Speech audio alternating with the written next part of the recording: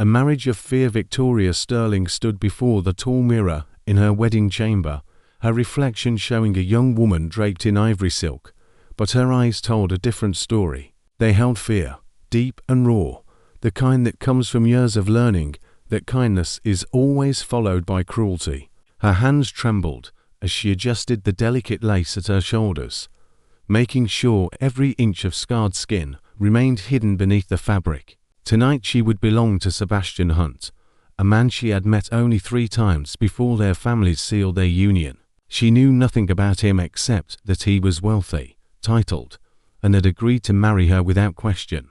That last part worried her most. Men who wanted things without question usually had dark reasons. The door opened with a soft creak, and Victoria's breath caught in her throat. Sebastian entered, still wearing his wedding coat.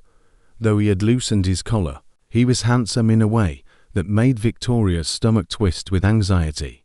Tall, with ash-brown hair that fell slightly across his forehead, and grey eyes that seemed to see too much. He closed the door gently and stood there, simply watching her with an expression she could not read. "The promise you are shaking," Sebastian said softly, his voice carrying none of the harshness Victoria had braced herself for. He did not move closer, giving her space. "Are you cold, or are you afraid of me?" Victoria wanted to lie, to seem brave and capable, but something in his steady gaze pulled the truth from her lips. "I am afraid."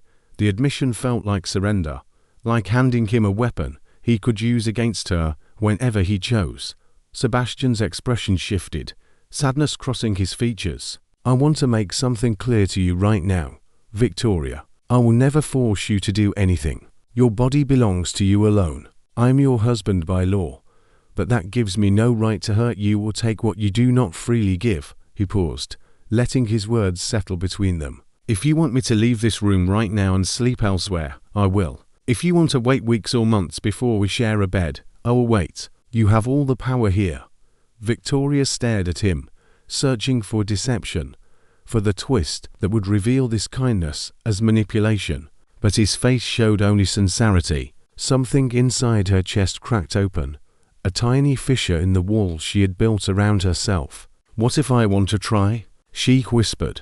"What if I want to be brave?" Sebastian moved closer then, each step careful and measured. When he stood before her, he reached out slowly and tucked a strand of her honey blonde hair behind her ear. His touch was feather light. "Then we go slowly. We stop whenever you need to stop, and we build trust together."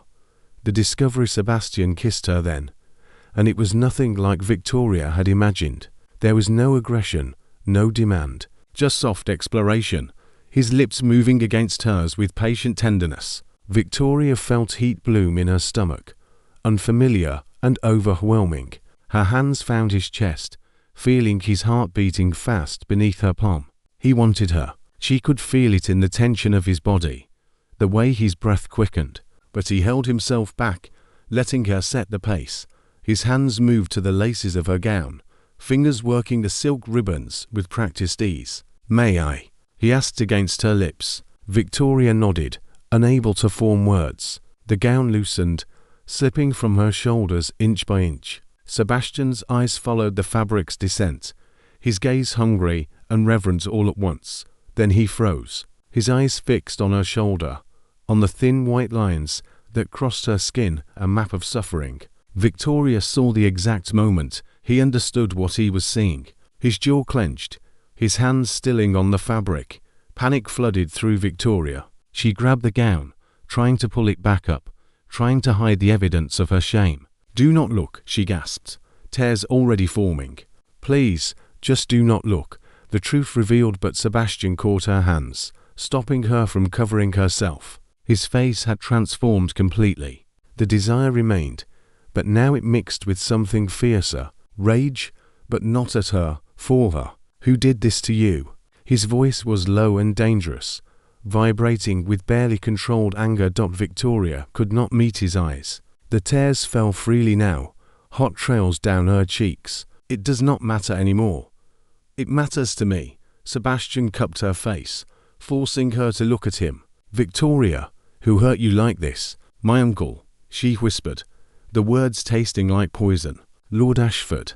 He raised me after my parents died. He said he was teaching me discipline, teaching me to be a proper lady.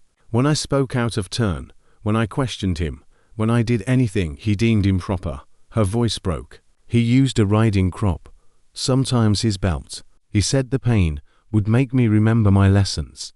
Sebastian's entire body went rigid. For a moment Victoria thought he might leave, might be disgusted by the damaged goods he had married. Instead, he pulled her close, wrapping his arms around her carefully, as if she were made of glass. "Your uncle is a monster," he said against her hair. "What he did to you was evil. You were a child. You did nothing to deserve any of it." Victoria had never heard those words before, never been told she was not to blame. The wall inside her chest cracked wider, letting out a sob she had been holding for years. Sebastian held her while she cried, one hand stroking her hair, the other pressed against her back over the scars he now knew were there. When her tears finally slowed, Sebastian pulled back just enough to look at her. "I want to see them," he said gently. "Not because I find them shameful, but because they are part of your story, part of what made you who you are. Will you let me?" Acceptance Secretary hesitated, then slowly turned around. She felt Sebastian's fingers trace the fabric away from her back, exposing the network of scars that covered her skin. Some were thin and faded, others thicker and more recent. Together they told the story of years of cruelty, a childhood stolen by violence. She felt Sebastian's lips press against her shoulder blade, soft and reverent. Then another kiss, and another, following the lines of old wounds. Victoria gasped, the sensation overwhelming, not painful, but intimate in a way she had never experienced. He was not recoiling from her scars. He was honoring them. "These marks tell me you survived," Sebastian murmured against her skin. "They tell me you are stronger than anyone who tried to break you. And I promise you, Victoria, on my life and honor, no one will ever hurt you like this again. I will protect you with everything I have." Victoria turned in his arms, letting the gown fall completely away. She stood before him fully exposed, all her secrets visible, all her shame laid bare, and Sebastian looked at her like she was the most beautiful thing he had ever seen. "Make love to me," Victoria said, finding courage she did not know she possessed. "I want my first time to be with someone who sees all of me and wants me anyway." Sebastian lifted her gently, carrying her to the large bed draped in deep blue silk. He laid her down carefully and began removing his own clothes. Victoria watched, her eyes widening at the sight of his bare chest, the defined muscles, the evidence of his desire for her. He covered her body with his, supporting his weight on his arms so he would not crush her. "Are you certain?" he asked one final time. "Yes," Victoria breathed, reaching up to pull him down. "I choose this. I choose you." What followed was a revelation. Sebastian was patient beyond measure, his hands exploring her body with reverent care, learning what made her gasp, what made her arch into his touch. When he finally joined their bodies together, there was a moment of discomfort, but he held still, kissing her, whispering reassurance until her body adjusted to him. Then he began to move, slow and careful, watching her face to ensure she felt pleasure instead of pain. Victoria felt sensation building inside her, tightening like a coiled spring. She did not understand what was happening, only that she was climbing towards something profound. Sebastian's hands slipped between their bodies, touching the sensitive bundle of nerves that made her cry out. "Let go," he whispered. "Trust me and let go." Victoria did, and pleasure crashed over her in waves, so intense she thought she might shatter. Her body clenched around Sebastian, pulling him deeper, and he groaned her name as he found his own release. They collapsed together, tangled and breathless, Sebastian rolling to pull Victoria against his chest. "That was extraordinary," Victoria whispered, tracing patterns on his damp skin. "That was just the beginning," Sebastian promised, kissing her forehead. "We have the rest of our lives to discover each other." Victoria smiled, feeling something unfamiliar bloom in her chest.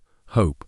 For the first time since her parents died, she felt truly safe. And maybe, just maybe, she was beginning to fall in love with the man Fate had given her days of discovery. The morning sun filtered through cream-colored curtains, casting golden light across the bedroom where Victoria lay wrapped in Sebastian's arms. She had never imagined waking up could feel like this, warm and safe and cherished. Sebastian's chest rose and fell steadily beneath her cheek, his heart beat a steady rhythm that soothed something deep inside her soul. His fingers traced lazy circles on her bare shoulder, careful to avoid the scars that marked her skin, though she noticed he no longer looked away from them. Instead, he seemed to study them as if memorizing every line, every story they told.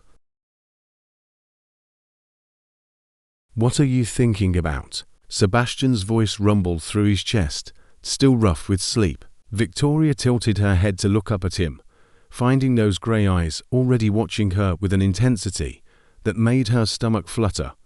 "I am thinking that I never expected this," she admitted. "I thought marriage would be duty and obligation. I never imagined it could feel like freedom." Sebastian's hand moved to cup her face, his thumb brushing across her cheekbone. "You give me freedom too, Victoria. Freedom to be someone other than what my family expects. With you, I can just be Sebastian, not the heir who must always maintain appearances and meet impossible standards." They spent the morning learning each other in ways both intimate and simple. Sebastian made love to her again, this time with Victoria on top, her hands braced against his chest as she moved above him.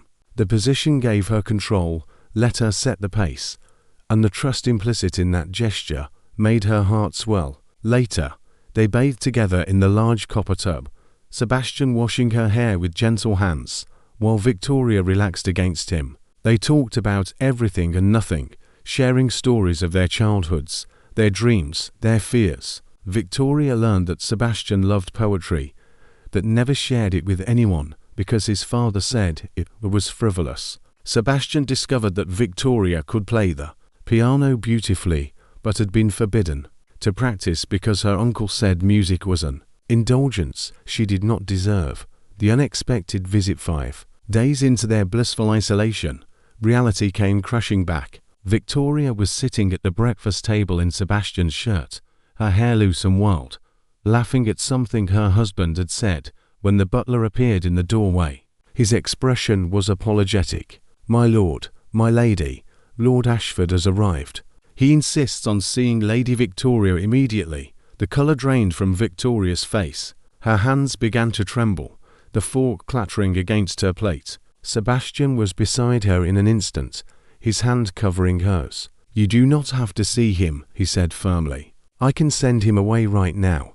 Victoria wanted to say yes, wanted to hide and pretend her uncle did not exist, but she knew Ashford would not leave quietly. He would make a scene, would use his position and connections to cause trouble for Sebastian. "No," she said, her voice stronger than she felt. "I should see him, but stay with me. Please stay with me.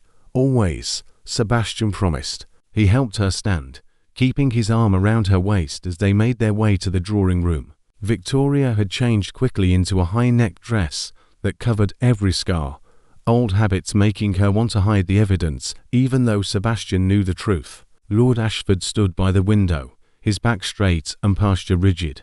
He was a tall man with silver hair and cold blue eyes that had always reminded Victoria of winter frost. When he turned to face them, his expression was carefully neutral, but Victoria could see the displeasure simmering beneath confrontation and strength. "Uncle," Victoria said, proud that her voice did not shake. Lord Ashford's eyes swept over her, taking in her loose hair, her casual dress, the way Sebastian's arm remained protectively around her.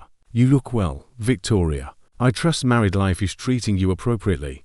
There was something in the way he said appropriately that made Victoria's skin crawl, as if he were checking to make sure she was properly submissive, properly controlled. "I am very happy," she said clearly. "Good. A wife's happiness comes from obedience and duty. I trust you remember the lessons I taught you." The implied threat in those words was unmistakable. "Remember what happens when you disobey. Remember the pain." Sebastian's arm tightened around Victoria. "What lessons would those be, Lord Ashford?" His tone was deceptively mild, but Victoria could feel the tension vibrating through his body. Ashford's eyes narrowed. Discipline, respect, the proper comportment expected of a lady of good breeding.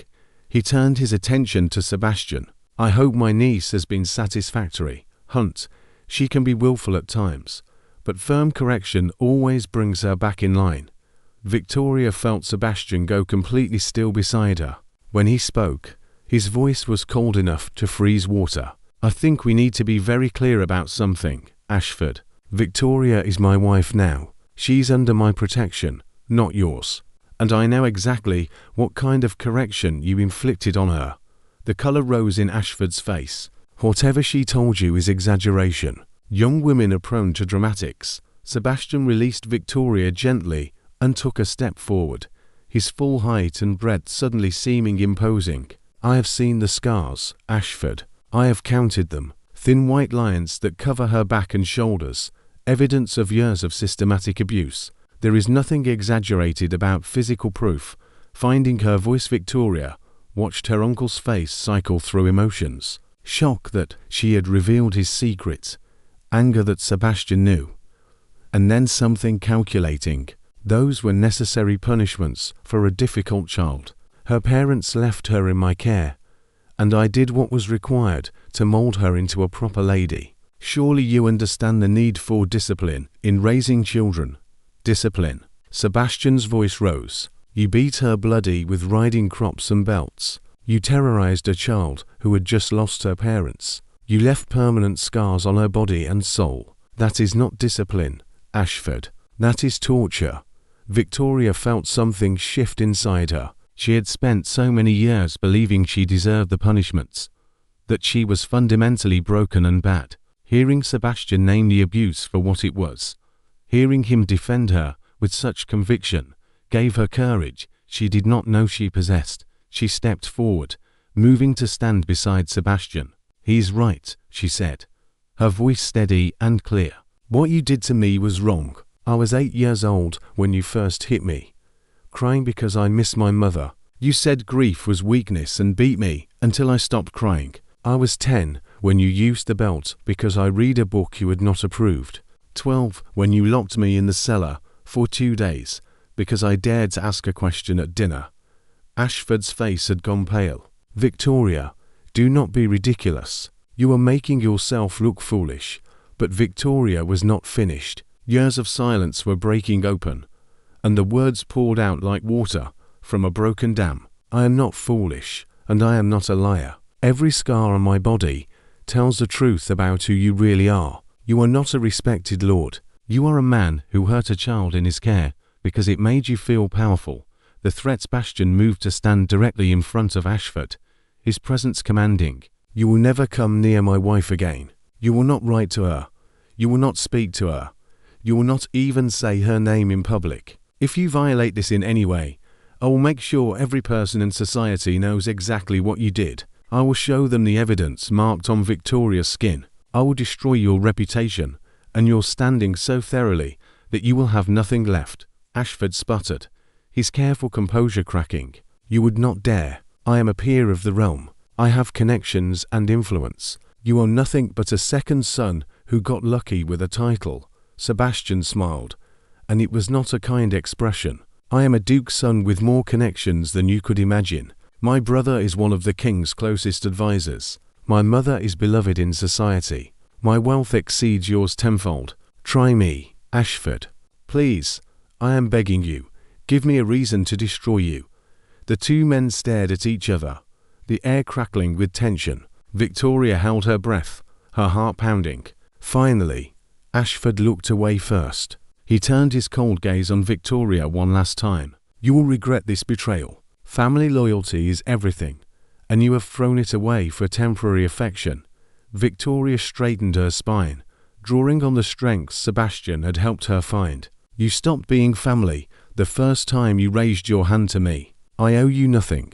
Not loyalty, not silence, not protection. Leave this house, and do not come back. Aftermath and healing. Lord Ashford left without another word, his carriage disappearing down the long drive in a cloud of dust. Victoria watched from the window until she could no longer see it, Then her legs gave out. Sebastian caught her before she hit the floor, lifting her into his arms and carrying her to the sofa. "You are incredible," he murmured, holding her close. "So strong and brave. I am in awe of you." Victoria buried her face against his neck, shaking with reaction. "I was terrified. I kept thinking he would find a way to hurt me again."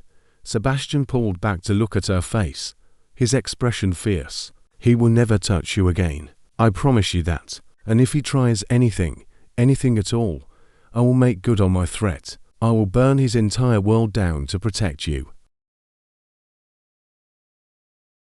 Victoria believed him. For the first time in her life, she had someone who would fight for her.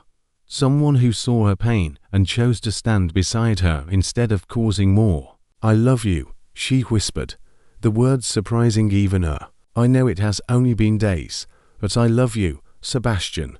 His face softened, all the hard edges melting away. "I love you too. From the moment you admitted you were afraid on our wedding night, and I saw your courage, I started falling, and every day since has only made me fall deeper." He kissed her then, slow and deep, and Victoria felt the last pieces of her broken heart begin to mend. They made love right there on the sofa, desperate and intense, needing the physical connection to ground themselves after the emotional storm. Sebastian was less controlled this time, his movements urgent, and Victoria loved it. She loved seeing him lose his careful restraint, loved knowing she could affect him this deeply. Afterwards, wrapped in each other's arms, Victoria felt something she had never experienced before: peace. Not just the absence of pain, but actual peace. "What do we do now?" she asked softly. Sebastian stroked her hair, his touch soothing. "Now we live our lives. We build our future together. We fill this house with love instead of fear. And we never let anyone make you feel small ever again." Victoria smiled, feeling lighter than she had in years. The confrontation with her uncle had been terrifying, but it had also been necessary. She had faced her abuser and survived. She had found her voice and used it. And she had Sebastian beside her, supporting her, loving her, helping her become the person she was always meant to be.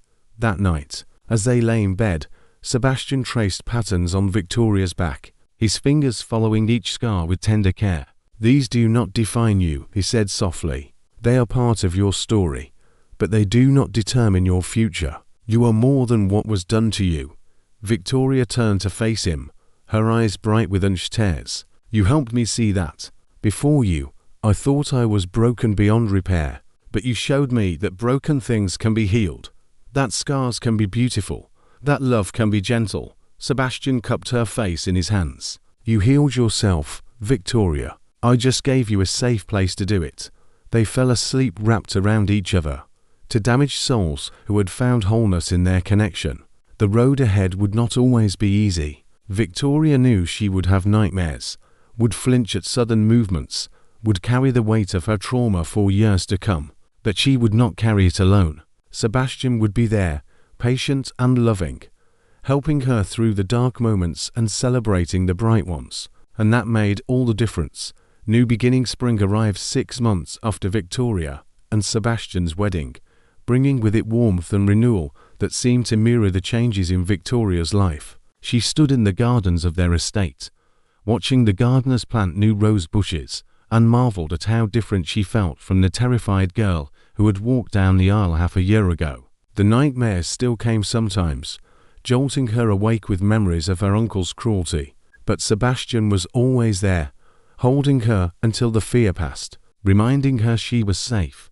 She had begun working with a charity that helped women escape dangerous situations, using her own experience to guide others toward healing. Sebastian had not only supported her decision, but had provided substantial funding and used his connections to give the charity legitimacy and reach. Victoria found purpose in the work, found strength in helping others find their own voices, the way she had found hers. "My lady," a voice called from behind her. Victoria turned to find Sebastian striding across the lawn, his coat discarded and his sleeves rolled up. He looked relaxed and happy, so different from the formal man she had first met. When he reached her, he pulled her into his arms, without hesitation, kissing her deeply despite the gardeners working nearby. "Sebastian." Victoria laughed against his lips. "We have an audience," he grinned, unrepentant. "Let them watch. I am hopelessly in love with my wife, and I do not care who knows it." Victoria's heart swelled with affection. Sebastian had taught her that love could be open and joyful, that affection was not something to hide or be ashamed of. They were often found embracing in hallways, stealing kisses in the library, holding hands during dinners. The servants had long since stopped being surprised by their master and mistress's obvious devotion. The announcement Victoria took Sebastian's hand and placed it on her stomach, watching his face carefully. "I have something to tell you." Sebastian's eyes widened, his gaze dropping to where his hand rested. "Are you saying what I think you are saying?" She nodded, unable to stop the smile spreading across her face. "I am pregnant. We are going to have a baby." The joy that transformed Sebastian's features was almost blinding. He let out a shout of happiness and lifted Victoria into the air, spinning her around until she laughed and begged him to put her down. When he finally did, he kept his arms wrapped around her, his forehead pressed to hers. "A baby," he breathed. "Our baby." "Victoria, this is the most wonderful news. Are you truly happy?" Victoria asked, though she could see the answer written all over his face. Sebastian kissed her softly. Happy does not begin to cover it. "I am overjoyed, ecstatic, blessed beyond measure." His hand returned to her stomach, resting there with reverent care. "We are going to be parents." That night, they celebrated in their private chambers. Sebastian made love to Victoria with such tender care, treating her like precious glass. His hands roamed her body with new wonder, touching the place where their child grew with awe. "I will be different from our fathers," he promised afterward, holding her close. "Our children will know only love and support. They will never fear us, never question if they are wanted." Victoria kissed his chest, right over his heart. "I know.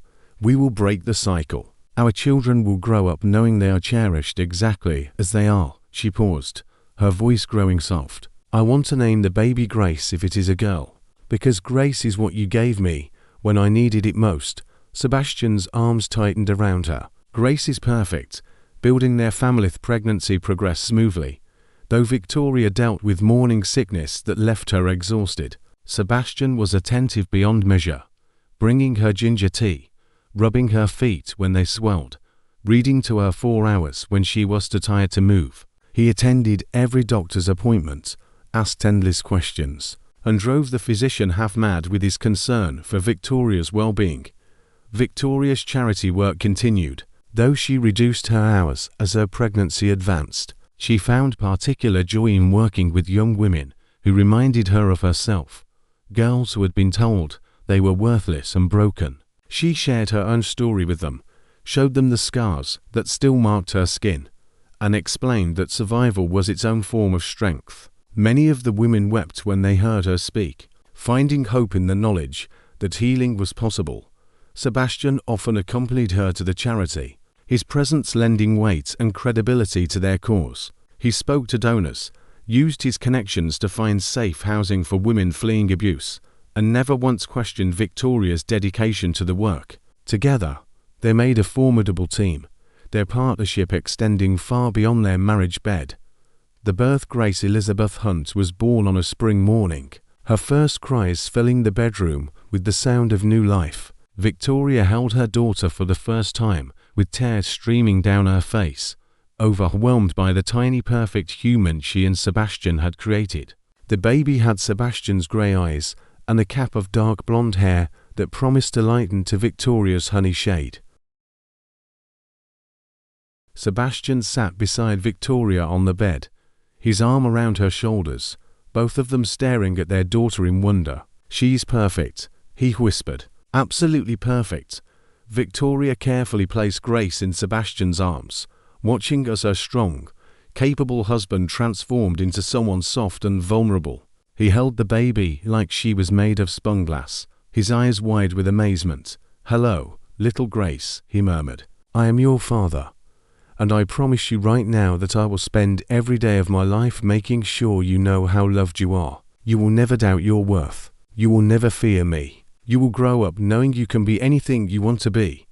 Victoria watched her husband with their daughter and felt her heart that might burst from the fullness of it. This was family. This was what it was supposed to look like. Not fear and pain, but love and tenderness and joy. "We made something beautiful," she said softly. Sebastian looked at her, his eyes shining with emotion.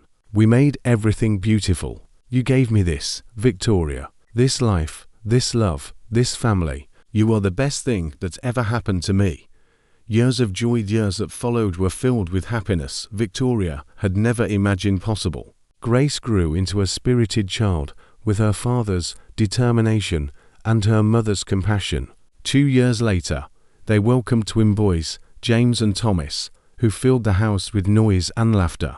Their youngest, a girl they named Hope, arrived 3 years after that, completing their family. Victoria never heard from Lord Ashford again. She learned through society gossip that he had become increasingly reclusive, his reputation tarnished by whispers that he could never quite trace back to their source. Sebastian's subtle campaign to isolate him had been devastatingly effective. Ashford died when Grace was 5 years old, and Victoria did not attend the funeral. That chapter of her life was closed, buried with the man who had caused so much pain. Instead, she focused on the present and future. She watched her children grow up in a home filled with music and laughter. She saw Sebastian teach their sons to ride horses with patience rather than punishment. She watched him braid Grace's hair and listen to Hope's endless questions with genuine interest. Her husband became the father she had never had, breaking every terrible pattern and creating new traditions built on love, anniversary reflections, and their 10th anniversary. Victoria and Sebastian stood on the balcony of their bedroom, watching the sun set over their estate. The sounds of their children playing drifted up from the gardens below, supervised by their devoted nanny. Sebastian's arms wrapped around Victoria from behind, his chin resting on her shoulder in a familiar embrace that still made her feel safe and cherished. "Do you remember our wedding night?" Victoria asked, her voice soft with nostalgia. Sebastian pressed a kiss to her neck. "Every single moment. How could I forget the night my life truly began?" Victoria turned in his arms to face him, reaching up to cup his face. "I was so afraid. Afraid of you, afraid of marriage, afraid I would spend the rest of my life in pain." "And now?" Sebastian asked, though the answer shone in her eyes. She smiled, bright and genuine and free. "Now I know what love is supposed to be. You showed me that strength can be gentle, that passion does not require pain, that marriage can be a partnership of equals. You gave me back myself." Sebastian kissed her deeply, pouring a decade of love and devotion into it. "You gave me purpose, Victoria. Before you, I was just going through the motions of life, doing what was expected. You taught me what it means to truly live, to love with everything I have, to fight for what matters."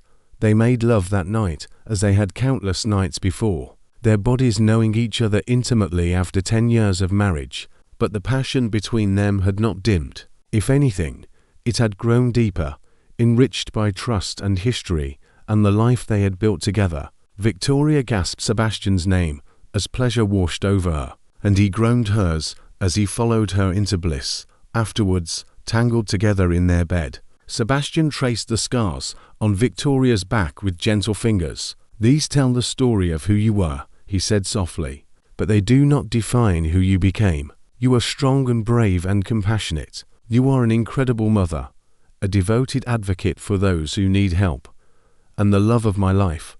Victoria turned to kiss him, her eyes bright with tears of joy rather than pain. "I never thought I deserved happiness, but you taught me that everyone deserves love that heals rather than hurts. Everyone deserves to be seen and cherished exactly as they are, and you are cherished," Sebastian promised. "Today, tomorrow, and every day for the rest of our lives." They fell asleep in each other's arms, surrounded by the life they had created together. A life filled with laughter and love, with 4 beautiful children who would never know the fear their mother had endured, with a partnership that had transformed from arrangement to devotion. Victoria's last thought before sleep claimed her was simple but profound. She had survived. She had healed, and she had found, in the most unexpected place, a love that made all the pain worthwhile. An arranged marriage that should have been a prison had become her salvation, and the man she had feared had become her greatest gift.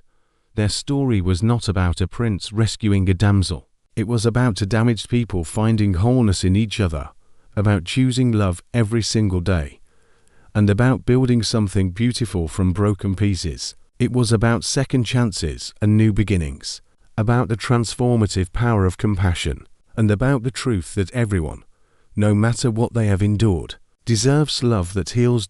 May this story remind you that your past does not define your future, that scars tell stories of survival, and that the right love will cherish every part of who you are. Everyone deserves to be seen, valued, and loved exactly as they are.